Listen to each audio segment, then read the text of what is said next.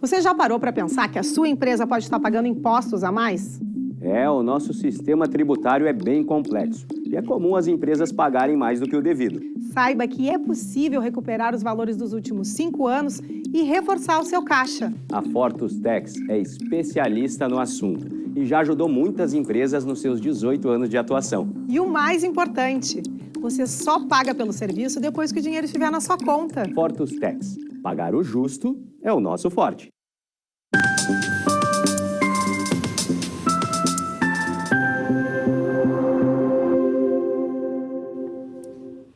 Olá, sejam todos muito bem-vindos. Estamos começando agora o programa Papo Certo de hoje. De segunda a sexta, neste mesmo horário, estamos aqui sempre com um programa inédito, trazendo para vocês assuntos do dia a dia e de relevância. E hoje o papo é papo imobiliário e hoje vamos falar sobre as dúvidas mais comuns nesse meio das questões do mercado imobiliário. E quem está aqui hoje no programa é o doutor Daniel Scalona, advogado, especialista no tema. Seja muito bem-vindo. Olá, João, muito bom dia aos telespectadores, bom dia, Amanda. Queria mandar também um abraço ao nosso apresentador, Evanir. Dizer que é uma satisfação imensa estar aqui retornando, eu que sou egresso dessa universidade, né? Estar retornando aos estúdios da TV Ubra, para falar de um tema tão importante aí para a nossa sociedade. Estamos aqui para esclarecer as dúvidas e as perguntas que são encaminhadas ao programa através do Instagram e dos canais pelas redes sociais. Daniel, seja muito bem-vindo ao nosso programa e o Papo Imobiliário é um dos preferidos dos nossos telespectadores que realmente vêm e participam. Então, tu que está nos assistindo, venha, envie a sua mensagem através do 3029 8080 com a tua dúvida ou comentário para o nosso convidado responder logo após o programa. Então agora um rápido intervalo e já voltamos.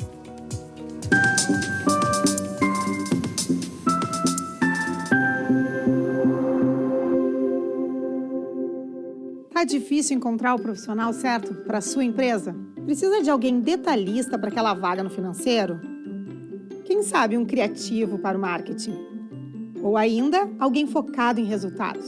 A Fortus RH utiliza técnicas de seleção e processos estruturados, realizando entrevistas, aplicando provas e testes específicos. Tudo isso para buscar a pessoa certa para a vaga certa. Fortus RH. Conectar pessoas é o nosso forte.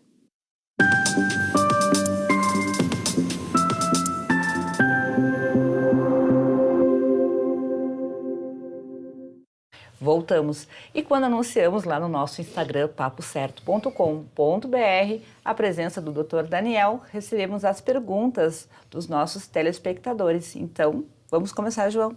Bom, uma dúvida muito comum que o pessoal tem dúvida é essa questão do se o síndico pode dispor de uma área do condomínio para botar um mercadinho. É possível, doutor Daniel? Bem, veja bem, as áreas de uso condominial, elas, como diz o próprio nome, são de uso condominial, portanto, devem ser respeitadas e utilizadas por todos os condôminos, né? As deliberações quanto à destinação dessas áreas, naturalmente, deve ser precedida de uma assembleia legalmente convocada, né, pelo síndico, e esta assembleia deliberar, então, pelo quórum previsto em lei, qual a destinação que será dada àquele espaço. O síndico unilateralmente decidir sobre a utilização desta área, não pode, evidentemente que não pode. Ele deve submeter essa decisão à Assembleia, que esta sim é soberana para decidir sobre a destinação dessas áreas. Essa, se for uma área que não está sendo utilizada, uma assembleia comum é suficiente? Não tem um número mínimo de... Uma Assembleia Geral Ordinária convocada especialmente para este fim. É bastante comum, muitas vezes tem um espaço ocioso dentro do condomínio e essa questão dos mercadinhos, né, como o nosso telespectador apresentou a pergunta, ela é bastante interessante porque muitas vezes atende o interesse de muita gente que chega ao final do dia cansado do trabalho e tem ali dentro do condomínio um autosserviço, né, onde busca lá o leite, o pãozinho e tal, e paga, né, e tudo devidamente registrado. Então é um serviço interessante muitas vezes para os condôminos, mas a destinação desse espaço não pode ser adotada unilateralmente pelo síndico. Ele precisa da autorização da Assembleia, né, sob pena de ser responsabilizado aí pela utilização. Bom, continuando por aqui, doutor Daniel, alugo um imóvel e recentemente recebi uma proposta de permuta por área construída. Posso pedir o imóvel ao inquilino? Bem, neste caso é preciso observar se o contrato de locação dele está vigente, né? Ou seja, se ele locou recentemente por um prazo, vamos dizer, 12 meses, ele deve observar o contrato, ele tem de respeitar o contrato e o adquirente também terá de respeitar este contrato. No caso da permuta de imóvel, o locatário ele não tem o chamado direito de preferência, né? Quando o proprietário resolve vender um imóvel alugado, o inquilino tem de ser primeiro a ele oferecido o imóvel nas mesmas condições em que será ofertado ao mercado, e o inquilino pode, então, dentro do prazo de 30 dias, exercer a preferência de compra. Mas no caso da permuta não há esta preferência de compra. Neste caso, ele terá sim de desocupar o imóvel, desde que o contrato esteja vencido, né? É importante frisar isso ao nosso telespectador. Se o teu contrato é de 2 anos e está 1 ano e meio, ele vai ter que esperar mais 6 meses ainda. Com certeza o proprietário, ainda que faça a permuta com a incorporadora, ele deverá respeitar o prazo do contrato. Tá? Bom, outra pergunta também muito comum que chegou aqui, doutor Daniel. O pessoal que mora mais em regiões periféricas das cidades, né? E às vezes mora numa área verde, né? E até às vezes existe até um comércio depois de venda de terrenos de área verde. Sobre esse terreno de área verde, ele pode solicitar uso capião? Não, veja que a posse, mesmo em área verde, a área verde o que é, na verdade? É uma área pública, né? Uma área da prefeitura destinada lá no plano diretor para uma reserva vegetal, enfim, um ambiente verde, como o próprio nome diz, né? Então, não cabe a ação de uso capião em área pública. A ação de uso capião só é possível em áreas particulares. Não é possível a ação de uso capião contra a fazenda pública. Bom, continuando por aqui. Construí uma casa sobre a divisa do terreno e preciso fazer a impermeabilização da parede, mas o meu vizinho não permite o acesso ao terreno dele. Ele pode proibir mesmo? É interessante essa pergunta, porque muitas pessoas se acham no direito de proibir, né, que o vizinho adentre o seu terreno para a realização desse tipo de obra, né? O artigo 1313 do Código Civil, ele é bem claro nesse sentido e diz que o lindeiro, o vizinho, ele pode sim adentrar ao terreno, seja para a realização de uma obra necessária, seja até para buscar um objeto seu que caiu do outro lado. Enfim, caiu a bola. Caiu a bola lá, a velha história dos garotos com a bola no terreno da vizinha, né? Que furava a bola, né? Nos lembra a nossa infância, né, João? Pode sim, pode entrar lá e retirar o objeto que lhe pertence. Agora, o legislador, infelizmente, não previu que se faça uma notificação prévia, né? Porque o artigo é muito claro, permitindo que o vizinho adentre ao terreno alheio, mas não estabeleceu em que condições, quando, que horas, ou seja, a rigor, pelo texto legal, a gente pode entrar a qualquer hora do dia ou da noite, né? Não, isso não é razoável, né, João? A gente também se sentiria incomodado se o nosso vizinho estivesse toda hora lá buscando o cachorrinho, ou a bola, ou a boneca do filho, enfim, né? Isso não é conveniente. Então, a gente, como advogado, recomenda sempre que se notifique previamente o vizinho a necessidade da realização, no caso do nosso telespectador, da obra, né? Então avisa, olha, dia tal, tal hora, iniciarei os trabalhos de impermeabilização da minha parede, necessito adentrar o seu terreno, pelo que solicito permissão, né? Uma questão de razoabilidade, para que o vizinho possa se organizar também, né? Daniel, quando tu era criança que jogava bola na vizinha, tu pedia, fazia um memorando para pegar a bola, tu só pulava o muro? Não, a gente olhava um para o outro, os garotos assim lá do bairro, e nós pulávamos correndo, fugindo muitas vezes do cachorro, né? E era uma vez para cada um, né? E era uma vez para cada um, né? Era uma emoção a mais no futebol. Era sempre uma aventura, né? Mas hoje em dia... Bom, também, Daniel, nessa época de pandemia, muitas pessoas foram obrigadas até a entrar no empreendedorismo por uma necessidade, outras pessoas já estavam empreendendo há mais tempo, né? Tem um caso de um telespectador que mandou uma pergunta que ele tem uma carrocinha de cachorro-quente há 10 anos no mesmo lugar, já tem uma freguesia, se está há 10 anos, é 10 anos de sucesso, deve ser bom o cachorro-quente lá, né? É. E ele usava a luz de uma loja que estava sempre ali. Só que agora a loja mudou de proprietário e o novo proprietário não flexibilizou essa disponibilidade de emprestar ou de negociar ali um acordo de luz, dessa liberação da luz para que ele possa manter a sua carrocinha noturna ali. Ele pode exigir desse novo proprietário que ele empreste a luz? Não, evidentemente neste caso não, né?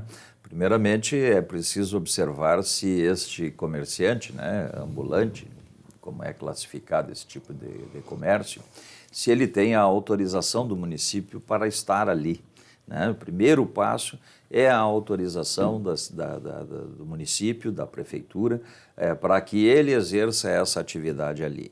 Se ele não tem essa autorização, e mesmo que tenha, o novo proprietário não é obrigado a dar continuidade ao negócio, né? Ou seja, o acerto que ele tinha com o proprietário da loja anterior, o novo proprietário não é obrigado a respeitar. Se ele disser, olha, não quero, não é conveniente para mim esse tipo de situação, ele não poderá permanecer ali. Infelizmente, ele terá que sair. Bom, agora vem os casos de família. Comprei um imóvel por contrato particular e o vendedor morreu. Como resolvo a situação? Os filhos dele dizem que querem mais dinheiro para resolver, mas eu já paguei tudo direitinho. Veja, muitas vezes a pessoa adquire um imóvel por instrumento particular, daí a importância do jargão popular, só é dono quem registra, né? Como é que se registra um imóvel? Por escritura pública, devidamente registrada no álbum imobiliário, no cartório de registro de imóveis. Quando a pessoa adquire um imóvel por contrato particular, e muitas vezes o faz porque paga em parcelas, né? Então adquire o terreno para pagamento em algumas parcelas, e termina de pagar, acha que já é dono do imóvel, né? Não, ele precisa, a partir da conclusão do contrato, receber a escritura do promitente vendedor e levar essa escritura a registro. No caso do telespectador, o que houve? No curso do contrato ou após o término do contrato, faleceu o vendedor, né? Ele tem várias hipóteses de regularização. A primeira delas seria entrar em contato com os herdeiros, né? E solicitar então que esses herdeiros peçam um alvará judicial para que o inventariante, né, aquela pessoa que vai conduzir o inventário da família, possa outorgar a escritura ao promitente comprador, no caso o nosso telespectador. Caso não haja esse entendimento, e aparentemente pelo que ele narra, não há o entendimento porque eles querem dinheiro para fazer isso, né? Nessa hipótese ele pode entrar com uma ação de adjudicação, né, onde será suprido por ordem judicial a necessidade deste alvará, ou seja, o juiz vai adjudicar esse imóvel ao promitente comprador e com esta ordem ele leva a registro perante o álbum imobiliário. Tem uma solução, então, se Não, tem várias soluções, tem essa alternativa, tem uma outra alternativa quando tem algumas particularidades o contrato, né? Ele como credor também pode abrir o inventário do falecido e se habilitar como inventariante e requerer ele próprio ao juiz o alvará para a outorga da escritura. Então tem várias alternativas. Perder o imóvel raramente vai perder, né? mas é preciso que tenha uma ação, tem que entrar com a ação, seja de adjudicação, seja de abertura do inventário para obtenção do alvará, qualquer que seja as opções, devem ser judicializadas. Nada como procurar, tem que procurar um profissional, para um advogado especialista para auxiliar nessa questão, que solução tem. Pode nem sempre ser tão rápido como a gente quer, né? Mas... essa é a preocupação. Muitas vezes o comprometente comprador acha que eu já paguei, quero receber, até porque muitas vezes quer fazer algum negócio, né, João? Sim. Mas é preciso cumprir toda essa ritualística aí para poder ter, então, o imóvel registrado perante o álbum imobiliário em seu próprio nome. Daniel, outra questão, agora estamos na época de verão e surgiram muitos condomínios no nosso litoral aqui, né? E vários lançamentos estão surgindo. E essa pessoa comprou um terreno e agora resolveu, vou construir. E na hora de construir, ficou sabendo que existe um padrão de construtivo naquele condomínio. Ele pode fazer uma casa fora desse padrão, já que o terreno é dele? Essa é uma questão bastante recorrente aí nos condomínios, especialmente de lotes, né, de terrenos, porque a pessoa muitas vezes compra e não se atém às condições impostas pela convenção do condomínio, né? Adquire, se preocupa muito com o pagamento do terreno para a construtora, para a incorporadora, e não se preocupa, não leva em considerações as regras daquele empreendimento, né? E essas imposições do padrão construtivo, telha aparente, metragem quadrada mínima para cada lote, esse tipo de situação pode sim estar estabelecida na convenção do condomínio, né? E ao momento em que ele apresenta o pedido de autorização para a administração do condomínio e para o município, ele pode ter esse tipo de impedimento, né? Então é preciso que antes de fechar o negócio de compra de lotes em terrenos, em condomínio, que se observe qual é a regra de construção daquele empreendimento. Quer dizer, ele comprou, não tem nenhuma construção em cima ainda, né? Não tem esse parâmetro, vai chegar na hora de construir, opa... Isso, às vezes é o primeiro, né, a construir, e aí se depara com essa imposição aí do condomínio, né? Mas é legal, portanto, ele deve respeitar. Bom, pessoal, o papo hoje aqui é imobiliário e a seguir, então, vamos falar um pouco mais sobre as dúvidas comuns dos nossos telespectadores que enviaram mensagens para a gente. Então, em um minutinho, a gente volta.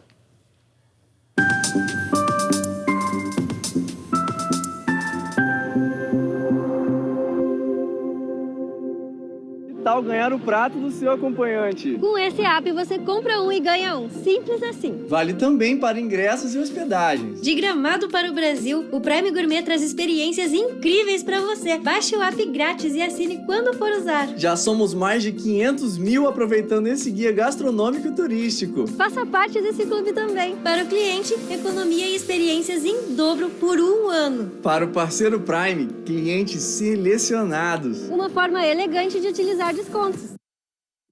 Em tempos de juros altos, margens reduzidas e incertezas, rever estratégias é fundamental para manter o seu negócio competitivo.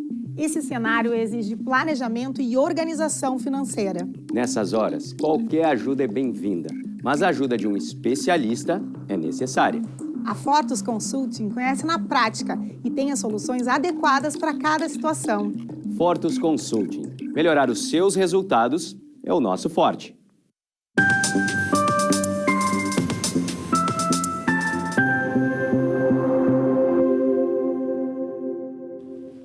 Voltamos e o Papo Certo está sendo transmitido aqui pela Ubra TV e também através dos principais canais digitais para todo o nosso estado, chegando a quase 5 milhões de gaúchos. Bom, temos uma pergunta que temos de um telespectador, do Dr. Daniel, que fala o seguinte, que ele alugou um imóvel de boca, não fez o contrato, não procurou um advogado, não procurou uma administradora e alugou de boca. Agora, o inquilino não está pagando o aluguel e está se recusando a sair de casa. O que ele pode fazer? Veja, não há nenhuma ilegalidade na locação verbal. A locação verbal ela é prevista, inclusive, na legislação, ou seja, pode ser por contrato formal, contrato de locação formal ou contrato de locação verbal. A questão é que, nesta hipótese, esse proprietário ele terá de fazer em juízo prova da locação, né? Terá de provar de alguma forma que locou de fato este imóvel para essa pessoa e demonstrar a recusa desse locatário em desocupar o imóvel diante do inadimplemento. Ele tem o direito de cobrar os aluguéis em juízo e de exercer a ação de despejo por falta de pagamento, né, prevista lá na Lei 8.245, sem nenhum problema. Porém, ele terá de fazer prova porque ele não tem a prova documental para instruir o processo. Vai levar o documento de propriedade do imóvel. Isso, algum testemunha. Testemunhas, algum pagamento que o inquilino tenha feito anteriormente para ele, relativo à locação. Tem várias formas de ele provar a utilização. Muitas vezes até a conta de luz está no nome do proprietário, paga pelo inquilino. Tem várias formas de ele provar que o imóvel está alugado, né? Então, o pessoal que está bem preocupado, procura um profissional que vai dar essa tranquilidade. Sem dúvida. Olha aí, apareceu aqui mais um daqueles casos de família, e esse aqui eu acho que é bem comum, doutor Daniel. Moro em um condomínio prédio com 12 apartamentos e temos uma vizinha que liga o aparelho de som no volume máximo e com os tipos de música que não são adequadas ao nível do prédio. O síndico já reclamou, mas ela alega que dentro do horário permitido, ela pode escutar o que ela quiser, no volume que ela quiser. Tenho crianças e estou incomodada com isso.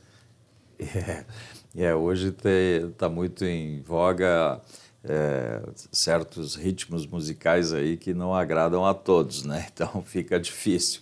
Então eu vou fazer uma parte outro dia na praia, um guarda-sol ao lado do meu pediu para que o camarada desligasse a caixa de som porque a música não era adequada para as crianças que estavam ali, né?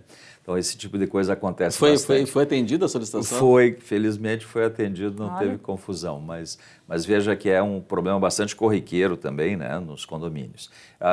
Existe uma norma da Associação Brasileira de Normas Técnicas, que é a NBR número 10151 de 2019. Essa norma, ela estabelece qual o volume, qual a tolerância que pode ser utilizado o aparelho de som durante o horário diurno e durante o horário noturno, né? Então lá, 50 decibéis, 55 decibéis no horário diurno, 50 decibéis no horário noturno. Já é bastante, já dá para ouvir pelo vizinho do lado, né? Mas não chega a incomodar todo o prédio, né? Digamos assim. Então, o morador, neste caso, deve denunciar o caso ao síndico. O síndico pode impor a este morador, por infração a essa norma, multas previstas na convenção do condomínio, né? E se a perturbação for de realmente grande monta e abalar a outras pessoas, aí cabe lá o direito de vizinhança também previsto, né? O mau uso da propriedade, mas isso num caso muito extremo, né? Mas nós já tivemos lá no escritório casos que tivemos que usar o direito de vizinhança para expulsar o morador, né? Porque as festas eram diárias, né? E aí acabou com o convívio, com o sossego da vizinhança. Então, Me lembro aqui de alguns jogadores de futebol que tiveram problemas com os vizinhos, né? Porque o cara tem folga na segunda-feira e quer fazer festa o dia inteiro na segunda-feira. eu não quis falar o caso, mas foi um caso de um jogador de futebol.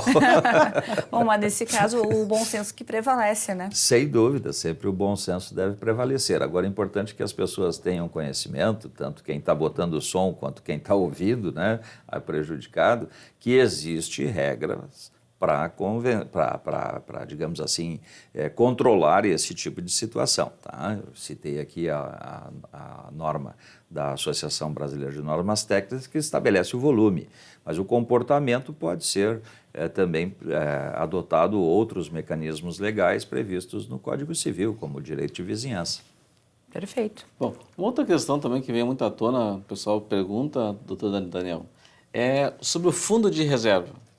O fundo de reserva, geralmente a gente pensa, talvez, que é um fundo para um fim específico, para reformar o prédio, né, chegou-se até aquele valor que era o valor meta para fazer, mas tem alguns condomínios que, tipo, o fundo de reserva continua sempre, forever, para sempre ter aquele fundo de reserva.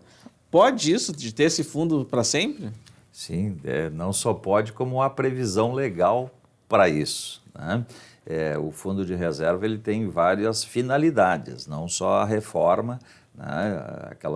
Aquela obra voluptuária, ou seja, o síndico quer então deixar o prédio mais bonito e aí então ele cria um fundo de reserva para isso. Não, o fundo de reserva é também para a reconstrução do empreendimento, para uma obra emergencial, vamos dizer, uma obra estrutural, um comprometimento estrutural que necessite de uma obra urgente, né? O condomínio precisa estar preparado para esse tipo de coisa. Então, existe previsão na Lei de Condomínios, 4.591, da Constituição, criação e constituição deste fundo de reserva, e é bastante comum que isso seja desde a instituição do condomínio até o seu término, né? Então tem previsão legal, não tem nenhuma irregularidade nisso. Agora, aproveitando a pergunta do telespectador, é importante destacar uma questão sobre o fundo de reserva no que diz respeito aos imóveis alugados. O fundo de reserva no imóvel alugado é de responsabilidade do proprietário e não do inquilino. Então ele tem que ter o descontinho lá do fundo de reserva no seu boleto de aluguel. Muito bem. O proprietário odeia e o inquilino fica feliz. Mas uns querem até cobrar esse fundo de reserva do inquilino, mas não pode, então. Não pode, né? Até poderia se houvesse previsão contratual. Olha, ele vai pagar, além do aluguel, o IPTU, por exemplo, que também é responsabilidade do proprietário, mas se previsto no contrato de locação é permitido cobrar do inquilino, pode estabelecer lá no contrato de locação que também o fundo de reserva será de responsabilidade pelo inquilino. Isso é possível. Bom, depois dessa resposta do doutor, a gente vai ter mais telespectadores e alguns haters também. Bom, talvez seja a nossa última pergunta.